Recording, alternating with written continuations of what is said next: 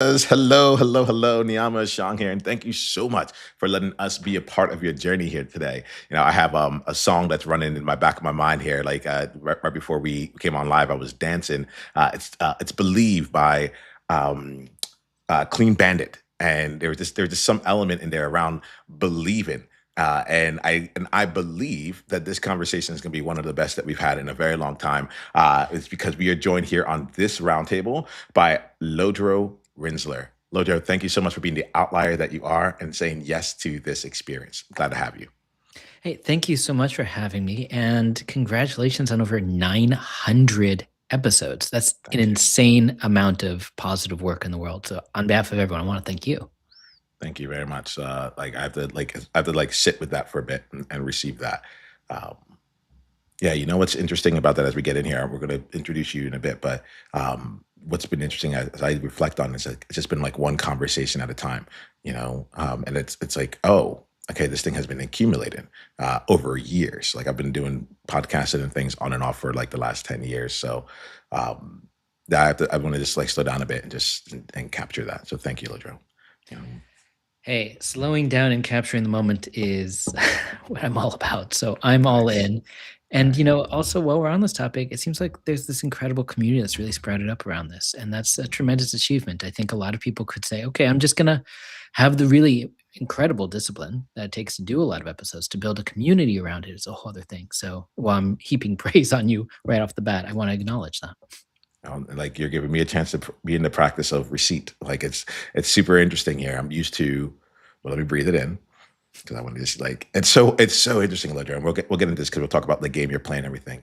But it's so interesting, like hosting a platform, getting on in here. Like there's a part of it where it's like, well, I have to keep everything for other people. I think about it as my leadership. It's like it's not about me, it's about others. But I'm like, no, I actually think that how we have the conversation, like that is the message here more than any part of the words we say. It's like what they say, like watch what I do, not what I say, in the sense of that. And I think that that's how we play this here.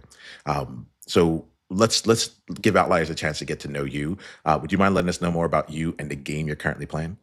Sure. I feel like I know this is a common question on the Yeah. show. I It's probably too highfalutin to say that the game that I'm playing is around how do we live a meaningful life, but No, it that is it. That is. is no, no, no, no, It no, no. I is. love Yeah. that you put it up there. Like boom, like own it, please. Yes. How do we Yeah. live a meaningful life? Go with it, Ledro. It's so I born and raised Buddhist, started meditating at a young age. And then when I was 18 years old, having done a lot of long meditation retreats, even gone monastic for a short period of time, my mentors said, "Hey, you've done all of the prerequisites for teacher training. Go get this certification. Go learn how to do this. Start teaching meditation." So I was 18 years old and I'm 43 now. So it's about a quarter of a century now that I've been leading meditation for people, particularly stressed out people, people who are ambitious and productive and want to build something of meaning. But a lot of times I've found over these 25 years that it's not just about, oh, I want to get to this specific goal. Well, when I grow my business this much, when I get that accolade, when along the way, I've written a number of books. My first book, The Buddha Walks into a Bar, sold over 100,000 copies. I was like, oh my gosh, there's this big number. And then what?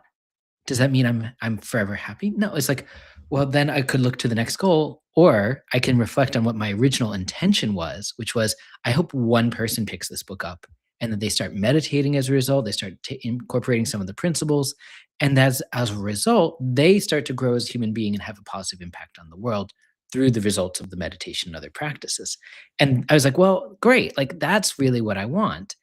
All of the other stuff doesn't matter. So for me, with the work that I do, it's the meaning aspect is like, how much am I actually positively helping people? And, there have been a lot of iterations of that. I started a nonprofit called the Institute for Compassionate Leadership. I ran a network of meditation studios in New York City called Mindful. I started my own online community shortly before the pandemic called the Basic Goodness Collective, which is my current big endeavor. It's a worldwide network of a couple hundred people who study regularly with me for meditation and Buddhist studies. And along the way, I mentioned the first book. This next book is coming out right now, which is "You Are Good, You Are Enough," which is my eighth book. So I'm still, and you know what the aspirations for that book? I hope one person reads it, incorporates some of the principles, and lives a better, more meaningful life as a result. Oh, this is really great. So there's things in here where I want to just like celebrate with you, and then there's things in there that like challenge me, and I'm gonna go into both of them if you're good with that. Let's All do right. it. Okay. So I think that the places I want to celebrate really are just like think like I think it's actually really important when you talk about the highfalutin like game that you're playing, right? Like it is very clear to me that that is really the only honest, like truthful answer that like that would fit the answer to that question. And like the reason that I say that is that you're like it's not like you're in the book writing game or the meditation game. Like you've had multiple iterations. You've had networks and communities and books and so on and so forth, right? And I think that like especially as us as outliers, like there's a lot of times where people will kind of say like, well, what do you do? What's your demographic? What's the one thing that you do? Let me try and put you in this specific box. And I think that Lodra, what you did is you showed us that like there is one thing that I'm doing.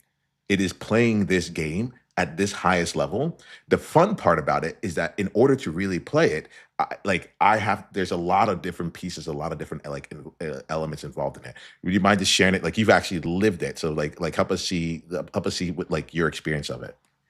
Yeah, you just reminded me of this moment that I had, I want to say 10, 11 years ago, when I did like a little retreat. My then girlfriend, now wife, and I sort of hold ourselves up in this cabin. And I said, okay, what's working? What's not working? I'm doing 10,000 things, as so many outliers are. What feels helpful here? And I literally just took 8.5 by 11 piece of paper and wrote whatever I was doing. This, writing for this website. At that time, I was, a vice columnist over at Marie Claire. Put that on the wall. This nonprofit that idea that I have at that point. Like all of these things. And I said, okay, what's up here? What's the unifying factor? Well, the unifying factor is I like to help people through offering meditation. Okay, what doesn't fit into this? I can do 10,000 things, but what doesn't fit into that primary intention? And then I would remove things like the Marie Claire. Nothing against them, just wasn't part of what I was focusing on or brought me a lot of happiness and felt like that was the primary work that I wanted to do. Just started pulling things off. And I said, okay, now I know, maybe there's 10 things still on the wall, but there's 10 things that all have a common theme and work together. So I feel really holistic about it. What is that unifying factor? Yeah. Yeah, so let's build off this if you are good with it, right? Because there's two parts in here and outliers. I think that this is something that like if you even just listen to this part and then go out and like get the book that Lodro is bringing out into the world right now, I think you're going to be solid, right? What I'm hearing here is like we might have 1,000 different things, 10,000 things going on, but like there was a very simple practice you did. One, you took the time to document it all. You're like, what is it? Let me capture all of it. Let me put it out into a space where I can actually see what are all the things that I'm involved in or want to be involved in, right? So I heard ideas and things that you're actually doing, right? And you put them, you laid them all out. Step one. Then step two, you ask yourself, what's my unifying factor? Because you always said what's the unifying factor. I feel like what I heard underneath it was not just like, oh, I'm writing and publishing. It was like this is what I'm about. So let me make sure that like that stays in, and that was step two. And then step three felt like it was then like, okay, now this is a game of subtraction, not addition, right? It's a game of saying, okay, what can we let go? What isn't this? What's out of alignment? What's 1% tangentially? Yes, it could be versus this, and this. Like if I'm doing that, I'm actually fulfilling everything and leaving room for it all. How like when I break it down like that, does that feel like it's in alignment with you? Does that feel like that's like the actual process? If there's any nuances you have in there, I would love to hear because I think outliers can really benefit from this. I know I can. Yeah. First of all, you are the triumvirate host. Like, I'm so impressed by how you navigate these conversations, not just mine, but like all of the other ones that I've listened to, because you just synthesized it perfectly. Thank you for doing that. And I think the one thing I didn't mention, and this is something I work a lot with meditation students one on one with, which is the distinction between intentions and goals. So the intention I mentioned is, oh, I want to help people through meditation. It didn't have to be the specific goal of, I need to sell this many books, or I need to get into that magazine, or I need to dot, dot, dot. And the beautiful thing here is with an intention, I could be, talking to a great community like this one. I could be having a conversation with a friend over coffee, and I'm still could have that intention. I could still be trying to have a positive impact on this world. If I'm sitting here saying, no, I need to get into that magazine, I don't even know what that magazine would be, then I would basically be like, "Oh my god, okay, okay, I guess I have a little bit of time for this podcast. I guess I have a little bit of time for my friend, but I really need to focus." It's like the goal. There's only two results that can happen as a result. One, I get the thing, and then I'm probably looking for the next thing, the next accolade, the next step in my career. Or two, I don't get the thing and I'm disappointed and I start to internalize it and I start to say, there's something wrong with me. I'm never going to get anything anywhere. And we start to fall into the sense of not enoughness, which is where so many of us live, particularly as entrepreneurs, as outliers. It's just the sense of I don't have enough, I'm not doing enough, I don't have enough time. And it can be debilitating. So to go instead from a sense of, oh, once I get this goal, then I get to be happy. It's like from an sense of intention, I could be anywhere doing anything, but if I'm living in line with that intention, again, it's coming back to a life of meaning. So there's a number of things that are flowing for me as you say that. One of them is just like you use the word distinction, and you proactively use the word distinction. Usually, I'm the one that brings it in. But outliers. One of the things that you might get like for yourself as just something to take away here is like the importance of seeing the nuance between things, right? So an intention versus a goal. Like for you, there's a clear distinction in it. For others, it might be like they're just synonyms, right? But you have decided that there's something different in between them, and it actually allows you to like to move through life with more freedom, to be able to lead your students and the following that you have with more clarity and so on and so forth. So my I have a two-pronged invitation for you outliers. One of them is just to hear and like internalize the distinction of intention versus goal for yourself, right? And see what lands for you. See how that is. That's one. But on the second thing is to like start to look at the distinctions that you have as well. See what makes sense. What are the nuances between there? And Lodro, like what I get here is that like you are on a path of mastery. I mean, 25 years into this game, clearly, but like it's at that masterful leadership level where we're able to see the nuances to that degree. I just really want to just like acknowledge that. Yeah, thank you. Thank you for that. And it does feel like, as you said, I've been doing this a long time. And I think the first time I ever went on a podcast or a radio show, I was 18 years old. And I spoke with such confidence that I just knew exactly what I did because I was 18. I had the Hmm. confidence of an 18-year-old. And the more I practiced, the more I studied, the more I realized that there's just so much deeper subtlety to appreciating this moment, this life that we have. And I'm just continuously learning through all of these conversations. This is why I love doing this because I don't write books. Anyone who says that they write books to make a lot of money is probably lying because there's no real. But there is a sense of I write books because I hope that they'll help people. I Yeah. hope that they have a Yeah. positive impact in the world. And that's that if that's the legacy, that's what I would want. Now, here, if you're okay with it, I Yeah. have a question for you because you Yeah. mentioned on a previous episode that you have a book that you have self-published or you were looking Hmm. to self-publish. Hmm.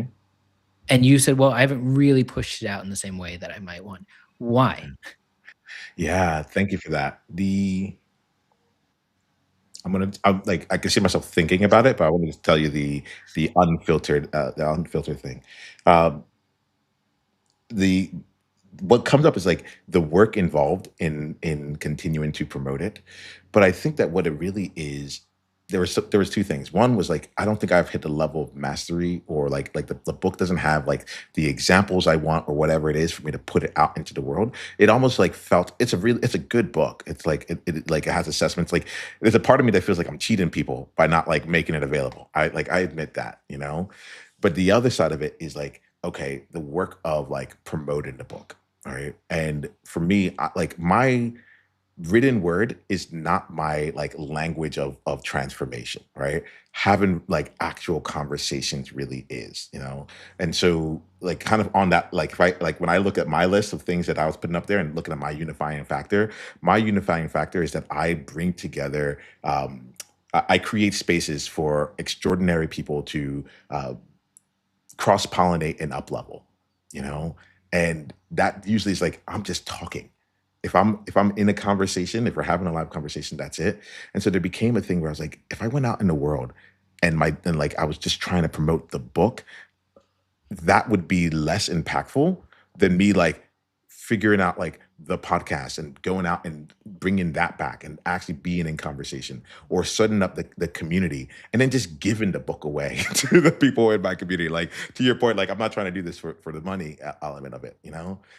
That's probably like that's what feels real to me now, but I'm looking at it in hindsight. But it was very much like at the time, it was like we wrote the thing, like I was getting kind of responses, and I was like, how do I? This isn't my medium. You know, Mhm. my medium is this. I like how do I get that going? All right, that's my real answer to that question right now. What did you hear from that, Lodro? You can challenge that. Yeah.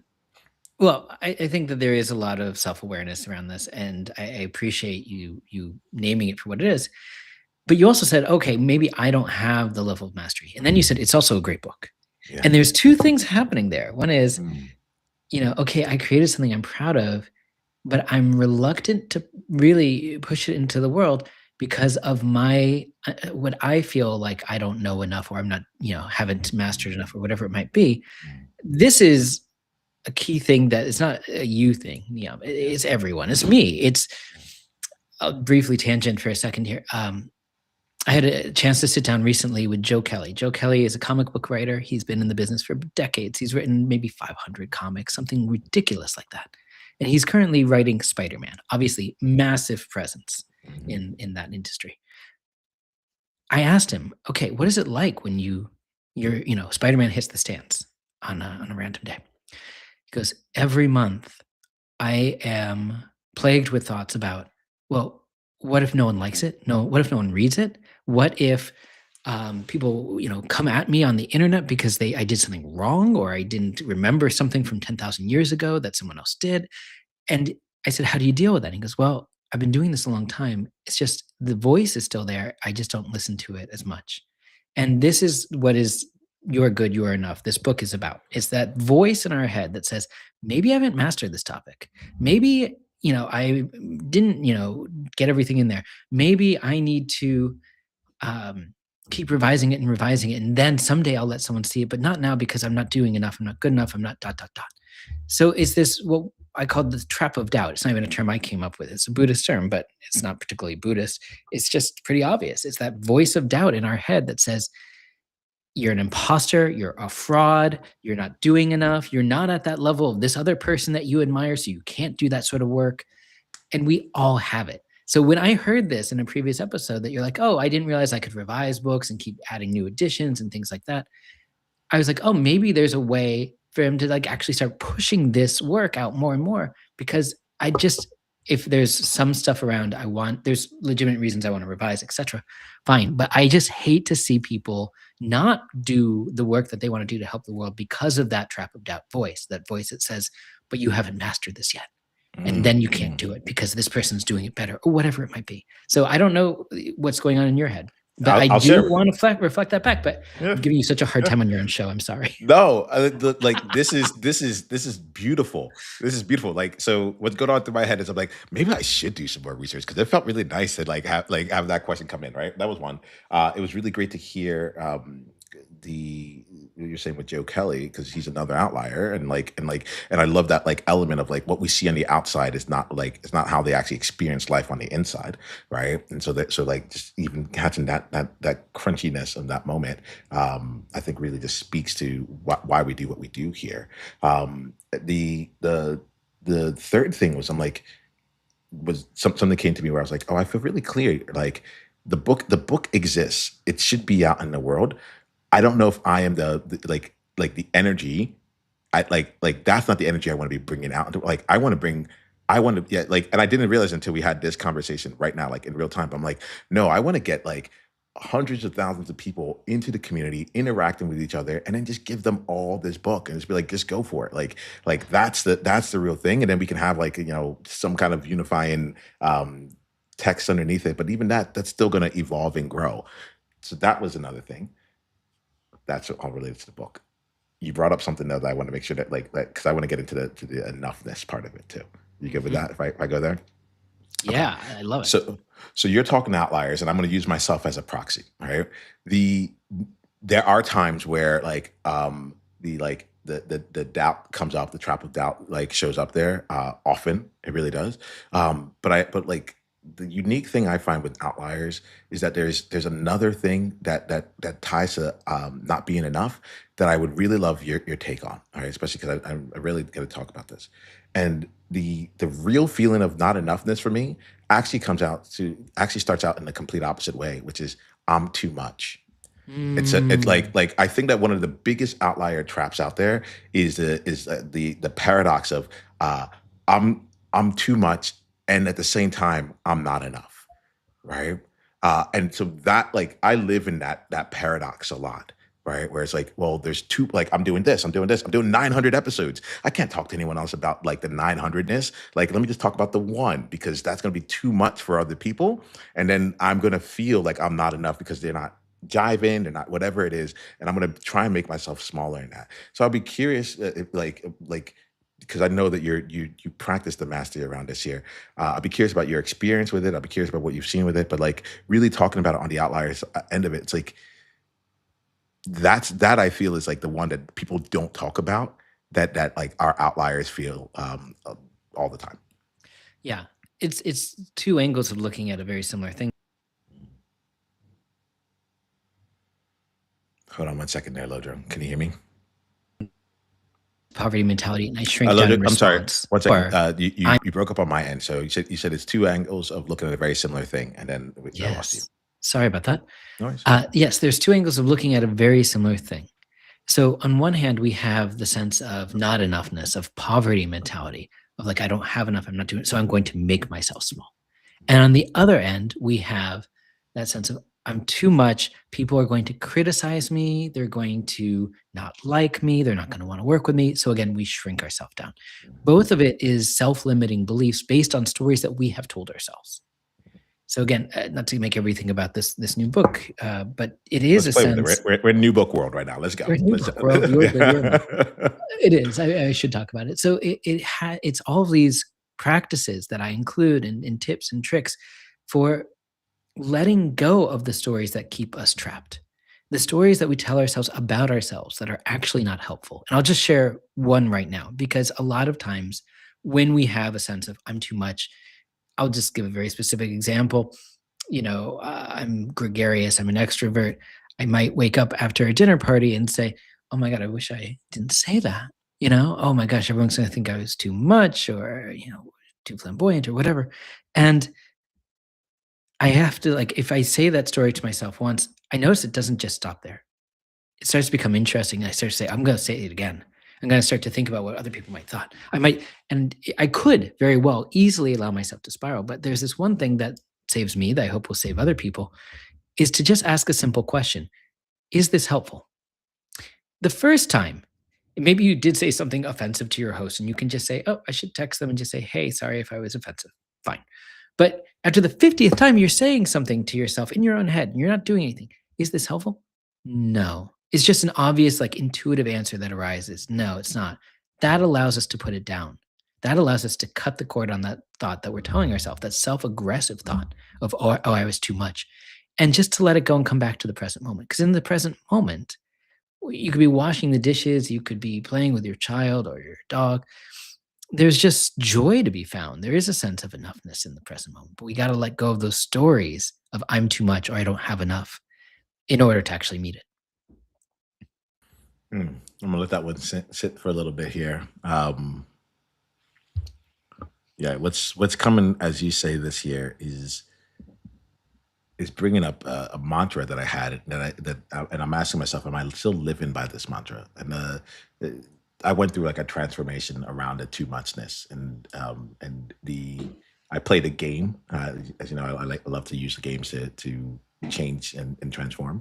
I played a game where I called it the too much game, and I actually went out of my way to try and like get people to respond, like to give me some of those things and have my nervous system experience it, and then see how I can both not just accept it, but to your point, like have it to be seen as a positive thing.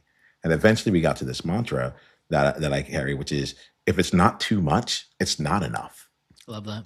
Right? If it's not too much, it's not enough. And the question I've been asking myself recently is like, oh, Have you been doing like, did you fall back? Did you forget that? Like, were you like you've come back into this place of asking, like, well, would it be too much to have, 3 hours of live stream in a day? Would it be 2 hour too much to like send out this, that, and like all these emails? Like, and the question here, like now that we're talking here, I'm like, oh wait, that's part of my like path. Like I know what enough is. Enough is too much, and they're actually it actually is simultaneous, and I think that brings me back to the present. It gets me out of the head. It gets me out of like the doubts and like brings me back in. So I want to say thank you to you, Lodro, because I forgot. I forgot about like one of my paths to like basically bringing myself back into me and playing out from that place. Yeah, well, Yeah. that's very kind, and I'm glad. Again, this is the work that I feel so passionate about. This sense of can we come home to who we truly are instead of Mhm, always chasing after something new? Because mhm, again, it's that sense of intention versus goal. Intention is intrinsic to who we are. I want to be a kinder person. I want to be a more loving person. I sometimes refer to this as eulogy qualities, the sort of things that when we're gone, what would we want someone to say? They're not going to say you sold this many books. mhm, That's not, I hope not. At least I would like them to think, oh, this was a loving person. This was someone who's actually really kind, who always made time for me. The things that actually come from who I am, as opposed to what we would call resume qualities, goals. It's that many books sold, that many units, that many, you know, products sold into the marketplace, whatever it is. So I think it's a shift in view, and you are good, you are enough. It's just that. It's just a book on how do we shift our view away from the endless list of to do things, the endless voice that will whisper in our ear saying, people are going to say your comic books are fraud or whatever it is. mhm. Um, and into something that's a little more stable, which is our own, what we call in the book, basic goodness. Inherently, we are whole, complete good as we are. I mentioned earlier, I have a daughter, and I um, know, like the moment that she was born, I was like, there's not a lick of doubt in this child's head. This child has not started saying, oh, that kid's clothes are nicer than mine. I don't have as much money as that kid. That kid is not saying, oh my gosh, that kid is smarter or more athletic than me. She's just there. 100% basically good, and we are all born that way. This isn't a Buddhist thing, this isn't some philosophy, this is just, again, looking at her, I see it fresh, but when I meditate, I also experience it. There's these moments where I let go of those thoughts of not enoughness or whatever it might be, anxiety, jealousy, whatever you might have, and dropping that thought just for a moment, coming home to the body, coming home to who we are. We say, "Oh, in this moment, I'm basically good, I'm okay as I am." And that's something we can develop real confidence and trust in our own experience.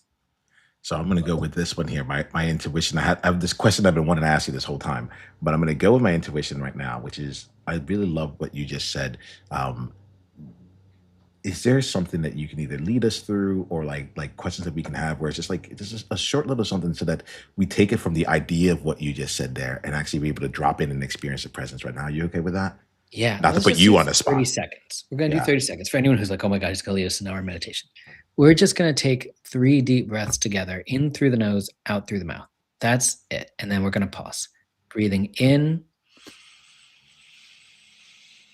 then out through the mouth. In, out through the mouth. One more time. In, out through the mouth. And just rest. Just pause for a moment. Be here.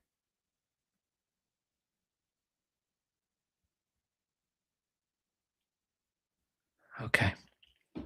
So, in that moment, I imagine people at home might have dropped what they were currently thinking about, that next work project that they need to get done by X time or whatever it is. They were just there. So, my question for you, and then for anyone at home, I'd also invite you to reflect on this. Like, what is that experience? What is that experience when we get out of our own way? What did it feel like to you? There were I'll just say what's happening for me in real time. One is a remembrance, is what I like to call it. A remembrance. I don't know if that's actually how it's supposed to be used, but um, I used to spend more time like cultivating mindfulness, meditating very intentionally, really to create my own energy, but also to create my own space in it. And um, one of the things I love was the 30-secondness of this all. I'm like, I can do this. Yeah. Like, I can take 30 seconds quite often, actually. Like, at least what, like, I can take 30 seconds in a conversation and just take that time to actually breathe and see if I can bring that much more presence to the moment.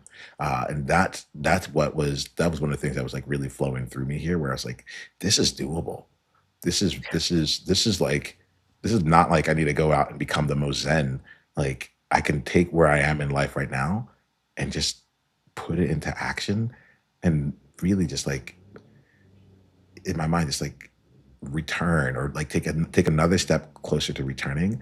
And I'm noticing that like my voice feels more like, it feels more grounded. It feels like things are, it feels more butter right now than like, I don't feel like I'm churning it. It feels like it's like actually it's nice and smooth, and it's available. There's less of a rush that I have in this current moment. So that's my inner sense of it after taking those 3 breaths. Yeah, that's wonderful. I mean, exactly. And if you're listening to this and you are nodding your head, like, that's it, right? It's not a complex experience. It's not a transcendent experience. As you use the word returning, that's such a brilliant term for it. Just coming home to who we actually are, remembering who we are, as opposed to the stories that we've internalized. And there's just sort of a societal whisper that's gotten in our ear over the years and decades of, well, what you need to do is you need to do more, you need to achieve more. You go to this sort of school, you get into that sort of school, you get a good job. Once you get a good job, you get to be financially stable, you get to have a house, you get to have a family. All of these stories that we may have been told from our family or our school or our religious tradition, whatever it might be. The question is, how many of them are actually serving us? How many of them are actually making us happy? Going back to that question you asked, like, is this helpful? Is Mhm. this serving right now? I love that. I'll bring that in. Um, Lodra, as you're bringing this up, there's a question that's been lingering with me, and I think I want to be able to create the space for for new things to come in. And for me, is about the juxtaposition of two things. So you shared with us how over the last 25 years you've continued to find ways to play at a very high level of like, I don't remember your specific words, but like, continue to do as much good in the world, and to lift people up through positive like intent and impact. The You talked about all the different things you had done, the communities, the nonprofits, all these things that had happened, and the books that you're on your eighth right now. And then you said something that like my brain's just been like, but like how? But like, and that is, and I just thought to myself, if I can help one person, that was my only goal. If I could just help one person. And before we came on this show, I said, hey, what would be like a great real world impact of this conversation? Like, if just one person could give it a try. I'm like, and that juxtaposition between like going out helping hundreds and thousands and being in there like with the one personness, I get it, but I don't get it. Do you mind letting us like sharing about your experience about how you continue to grow beyond it, even though your goal is just, it seems small, but it's like the impact is so much larger?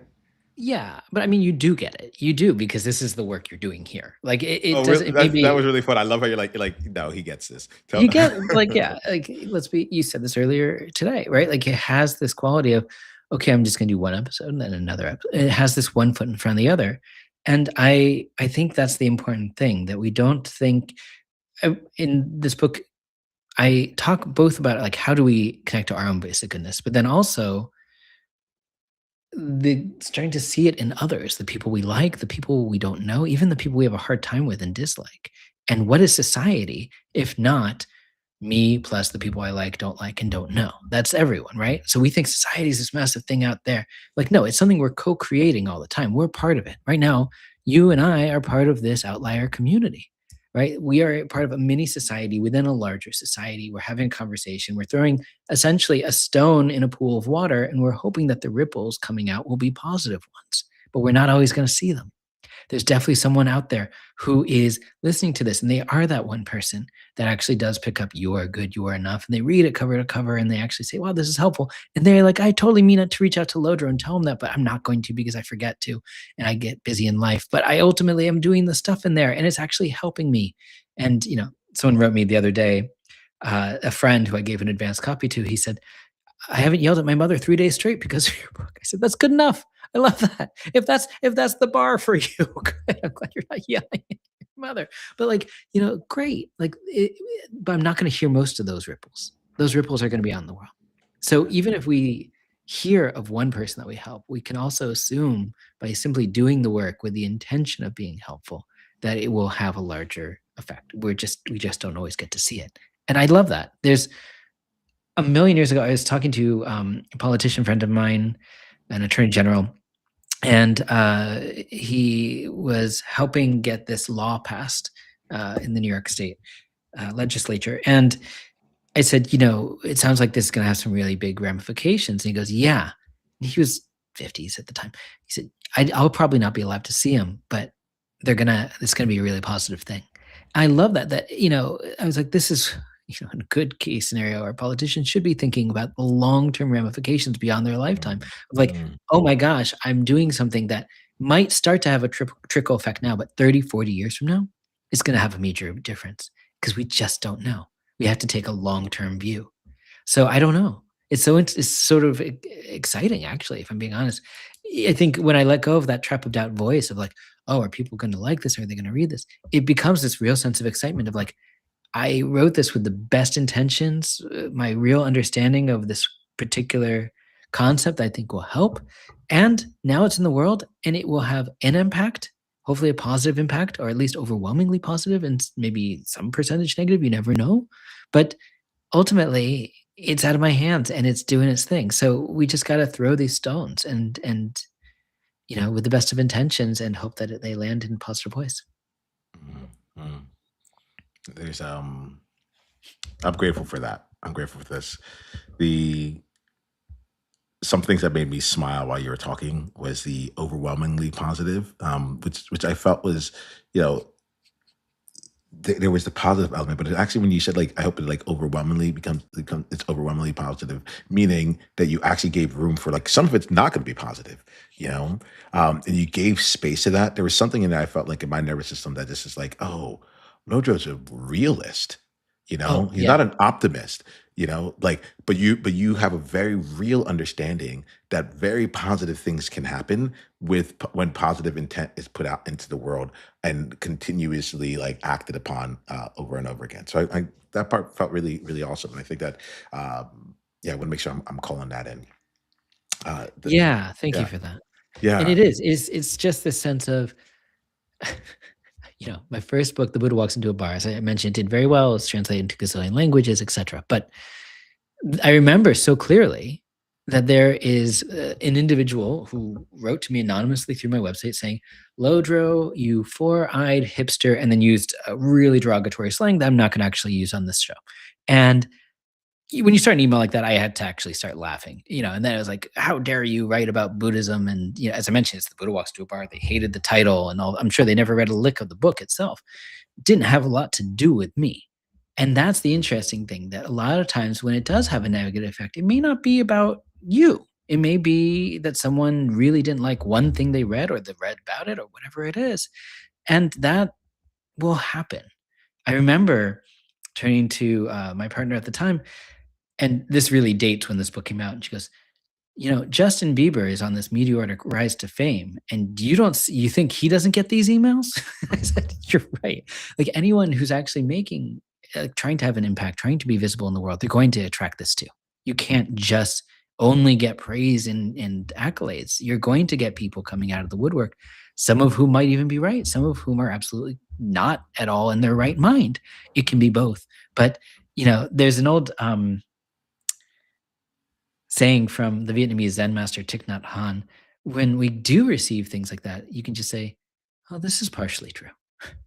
Right? There's probably some truth to it. I do wear glasses, and was dressing like a hipster at the time. And there's something to it, but I also can acknowledge that's not entirely true because it's not their lived experience; it's my lived experience of what I was sharing. So, Oof, oof. it's both. Yeah. Firstly, I just love there's a couple different things that are flowing through. We're going to start wrapping up the conversation, but it's like I do love, I love the, oh, this is partially true component. Like I think that actually just opened up a lot of doors where like we don't have to be. Um, I'm not a big fan of debate nowadays because I'm like everything's right and everything's wrong, and there is no real right or wrong. It's just how we are responding in the moment. And I think one of the things I appreciate about you, Ladro, is that like even with all the experience you have and like the ways that things can be, what I get about you is you're very open into how like what people get from it. You're like, I will do the action, right? But like it's not I don't feel like you're trying to converge the people to a specific result response or anything like that. There's openness in it. There's you allow things to emerge, and this element of that is partially, or this is partially true, really hits. I also really enjoy how we went from Justin Bieber to the Vietnamese Zen master within like 3 breaths. Welcome to my life. Yeah, yeah, that's it. Like I know, we get it. There's connections or connections. But yeah, I haven't thought about JB in a while, but like this is I haven't brought this out in a bit, but my wife and I like camped out overnight in New York City to go watch him at like Good Morning America. Great. Unfortunately, we chose the wrong spot and we ended up like being behind the stage. So we were there, but we just watched like it would have been better to just watch it at home. But like so when you think when you talk about that era, I'm like, oh, I know. I know that. That was a Um, moment. Yeah. at the moment. There's one last thing I want to say in here. This is probably more for me, but I want to bring back in like the like making the big impact you are making, as well as the like the one person gets something from this. And what occurred to me was that like, oh, this was a demonstration and like of intention versus goal. I heard it and I realized that like the way that I internalize it, the way that I hear it is a goal. Like, all right, I want to come on here. My goal is to impact one person. And I'm like, well, that's such a small goal. Like you could do so much more, so on and so forth. But what I think, what I got from this element, like when you said, like, Niiamah, you're doing it, I had to ask myself, okay, in which ways am I doing it? And I realized as you were talking, I'm like, oh, it's about the intention. Like the intention is okay. No matter what I'm coming with the intent that one person's gonna get it. The goal, like in terms of the number of people who do get it or get something from it or like read the book or like like have a positive experience of it, that's a different thing. That's an external goal that might take place, but the intention and how you show up is everything, and then it allows it to continue to blossom out. This is your distinction that you brought in, so I don't want to like usurp it in the wrong way. But You like, how named does it. that feel? Does it feel? Yeah. It feels, yeah, it feels important that I think we sort of been circling around the sense of life of meaning, but I do feel like coming back to this book, the whole idea is that we could have a different come from than what we normally do. The come from that we often have is not enoughness and poverty mentality. I need to get more and do more. And that leads us to chase after very specific goals as opposed to, oh, I'm okay as I am, whether that's attracting a romantic partner or a business partner or a number of things. It's like, oh, if I approach my life through that lens of I'm good and I could work with people and I could collaborate and I can have friendships and romantic partners and all of it, then it's just a different way of living that does feel again better. It's good. There's this old story from Thailand that captures this pretty beautifully. It was in the mid 20th century when these monastics were moving this very large clay Buddha statue, and during the move, the statue fell and it cracked open in places. And the monks were like, oh gosh, what do we do? When the monks examined the cracks, they realized that there's this like glimmer or something beneath the clay. So they started chipping away a little bit at the time at the clay, and it revealed that underneath was a solid gold Buddha. I guess centuries earlier, in order to protect the statue from invading tribes, it'd been covered over in clay to disguise the value so it wouldn't get ruined. And then over time, generation after generation, people forgot that true nature of the Buddha until this incident revealed it. And now today, people from all over the world visit Thailand to see the statue that happened to be gold all along. And the point of this book is we're very much like this statue. We may feel like we're covered in layers of flaws or imperfections or self doubt. Many of us are taught implicitly or explicitly that we're not enough as we are. And as a result, we start searching for these goals outside of ourselves for contentment, happiness. And what we're doing is covering our true nature with these layers of doubt and security. So if we feel like we're struggling to feel content, that we should want more, maybe your home's nice, but wouldn't it be nicer with an extra bedroom? Maybe you're enjoying your job, but wouldn't a promotion and a raise make you happier? I don't fault anyone for that, but it does seem like a lot of times this constant grasping and reaching, it's like scratching an itch that never goes away. So, as I said before, when we get what we want something else. When we don't get what we want, we fall into that scarcity mindset, feeling unfulfilled, disappointed. And that's not, if you're listening, it's not just you, it's everyone. This is the nature of suffering as is described 2,600 years ago by the Buddha himself. It's just this fact that we somehow distance ourselves from our true peaceful state. We're chasing down all the wrong alleys to reclaim it. So instead of realizing the gold within, we're continuing to cover ourselves in mud and dirt. And the practices that we've been talking about here and that are in the book is that sense of we can shake off the clay, shake off the dirt, and come back to who we really are.